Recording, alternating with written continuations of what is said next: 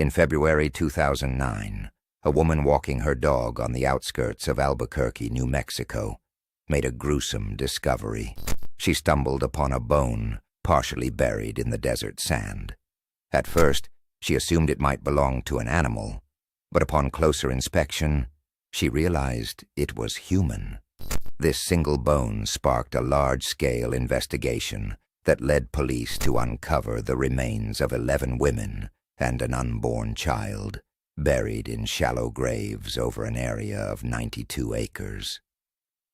This desolate stretch of land, now called the West Mesa, had become the final resting place for the victims, all of whom were reported missing between 2003 and 2005. Most of the women found at the West Mesa were Latina and in their 20s and 30s. Many of them had histories of drug use and prostitution.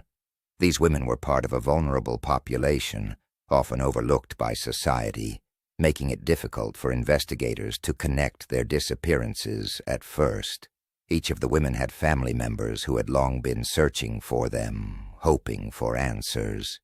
Instead, they were left devastated by the discovery, now knowing their loved ones had been brutally murdered and buried in an unforgiving desert.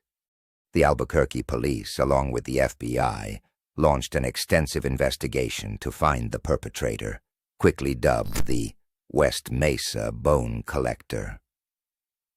Despite years of work, the case remains unsolved. No physical evidence like fingerprints or DNA was found at the scene to link anyone to the crime. One theory is that the killer targeted women with high-risk lifestyles, knowing their disappearances would attract less attention. With no suspects, no murder weapon, and no witnesses, the case became cold, leaving investigators and the community frustrated and haunted by the unknown identity of the killer. Over the years, several suspects have emerged, but none have been definitively linked to the killings. One possible suspect was Lorenzo Montoya, a man with a history of violence against women. In 2006, he was killed after he strangled a woman he had lured to his home. However, his death occurred before the bodies were discovered, leaving some doubts about his involvement. Another theory involves the possibility of a serial killer who travels across the country, committing similar crimes elsewhere. The FBI has considered linking the West Mesa case to other unsolved murders of sex workers in different parts of the United States.